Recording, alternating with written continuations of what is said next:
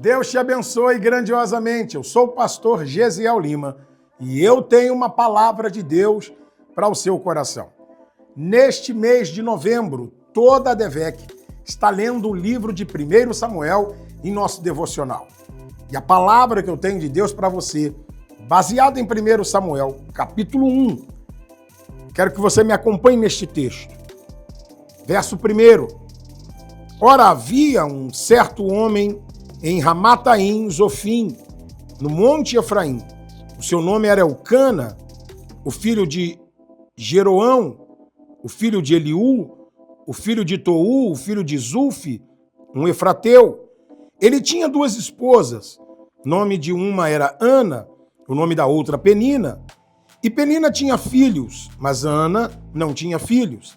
E esse homem subia da sua cidade anualmente para adorar e sacrificar ao Senhor em Siló. E os dois filhos de Eli, Rofoni e Finéias, os sacerdotes do Senhor, estavam lá. E quando o tempo de Elcana ofertar chegava, ele dava a Penina, sua esposa, e a todos os filhos e filhas dela porções. Mas para Ana, preste atenção nisso, ele dava uma porção digna, ou uma porção duplicada, pois ele amava Ana, mas o Senhor havia fechado o seu ventre, ou a sua madre.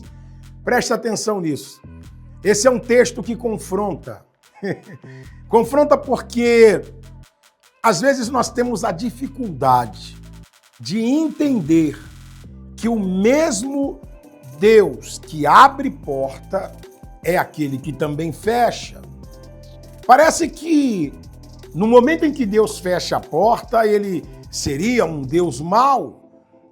Esse é um entendimento que muitas pessoas têm, talvez você tenha esse mesmo entendimento, mas eu quero chamar a sua atenção para um detalhe.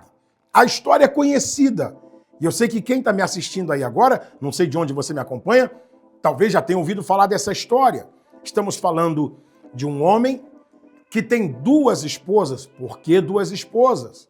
Porque a lei naquela época dizia que quando o homem era casado com uma esposa e ela não podia gerar, ele tinha direito de ter uma outra esposa que pudesse lhe dar filhos. É o que está acontecendo com Elcana. Ele tem uma esposa chamada Penina. Essa pode gerar muitos filhos, mas Ana não podia gerar. E o texto diz que mesmo com esse impedimento, Elcana não deixava de cumprir o seu propósito. Todos os anos ele sobe a Siló para entregar a Deus os seus sacrifícios. E quando ele sobe, o texto diz, ele leva as porções de oferta. Leva por Penina, leva pelos filhos que ele tem por Penina. Também leva as porções por Ana. Só que o texto diz, e eu quero chamar a sua atenção para esse detalhe, que a oferta que Elcana entrega por Ana é uma oferta maior do que aquela que ele entregava por Penina e pelos filhos que ele tem com Penina. Por quê, pastor? Diz o texto, ele amava Ana.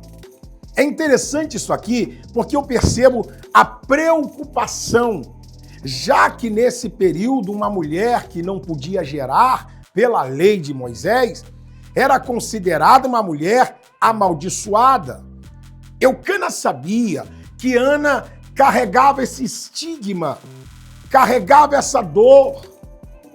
A mulher, naquela época, carregava a ordem que Deus tinha dado lá em Gênesis, crescer, multiplicar, encher a terra.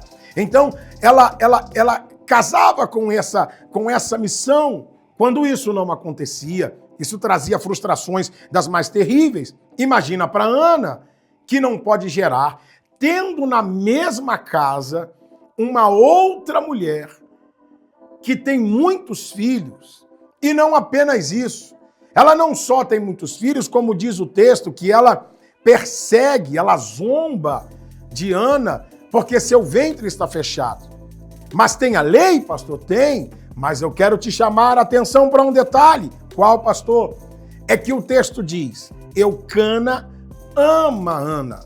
Ele destaca o amor que tem por ela, pela dor que ele carregava. Mas o texto diz, ela não gerava, porque o Senhor, a palavra Senhor aqui está em maiúsculo, o Senhor aqui é o mesmo que Adonai. Adonai, o dono de todas as coisas, tinha fechado a madre de Ana. Para quê? Para que no tempo certo o nome dele fosse glorificado. Eu termino essa palavra liberando esse decreto para você. Não murmure, não reclame pela porta que está fechada.